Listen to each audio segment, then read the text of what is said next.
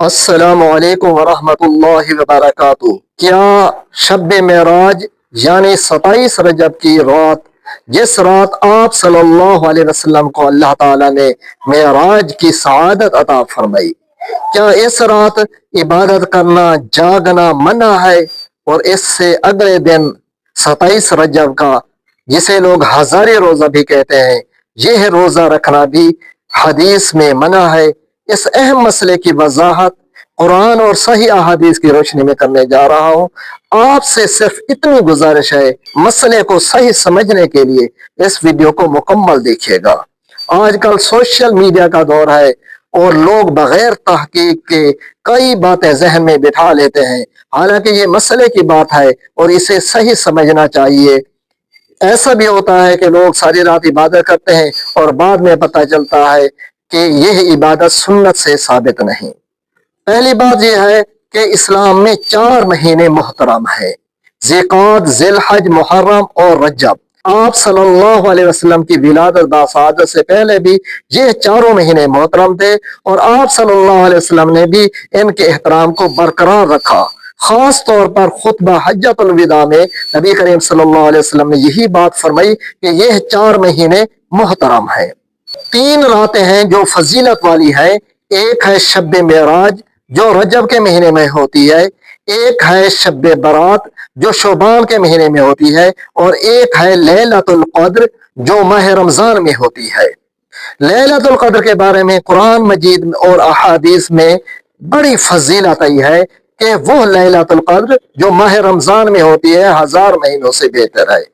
اب مسئلہ یہ ہے کہ لوگ لیلۃ القدر والے فضائل شب معراج یا شب برات میں ڈھونڈنے لگتے ہیں۔ لوگوں کو اسی طرح غلط فہمی ہوتی ہے۔ صحیح بات یہ ہے، شب معراج میں اس رات کو عبادت کرنا، جاگنا خصوصیت کے ساتھ، یعنی کہ یہ سمجھنا کہ اس رات عبادت کرنا سنت ہے یا واجب ہے، یہ بالکل درست نہیں۔ اگر اس رات آپ عبادت کرنا چاہتے ہیں، نفل سمجھ کے کریں۔ جس طرح عام راتوں میں کسی رات بھی آپ کر سکتے ہیں، روزانہ بھی کر سکتے ہیں، جو نفل عبادت ہے وہ نفل عبادت آپ کر سکتے ہیں۔ تہجد کی نماز نفل نمازوں میں سب سے زیادہ فضیلت والی ہے، وہ نماز بھی آپ اسی رات بھی پڑھ سکتے ہیں، باقی راتوں میں بھی پڑھ سکتے ہیں۔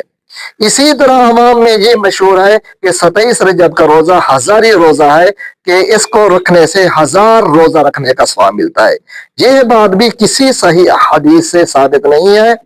ہاں، نفل روزہ جب چاہیں، چند دن ہے ممنوع سال میں، ان کے علاوہ جس دن چاہیں وہ رکھ سکتے ہیں۔ اگر آپ 27 رجب کا روزہ رکھنا چاہتے ہیں تو سنت سمجھ کر، حدیث سمجھ کر نہیں رکھنا، بلکہ ایسے نفل روزہ سمجھ کر جس طرح عام روٹین میں کسی دن بھی رکھ سکتے ہیں، اسی طرح یہ روزہ بھی رکھ سکتے ہیں۔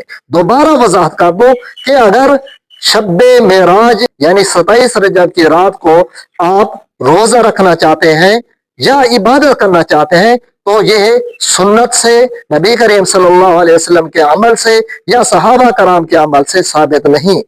ہاں، البتہ آپ نفل نماز سمجھ کر اور نفل روزہ سمجھ کر یہ روزہ اور یہ عبادات، یہ جاگنا کر سکتے ہیں، باعث ثواب ہے۔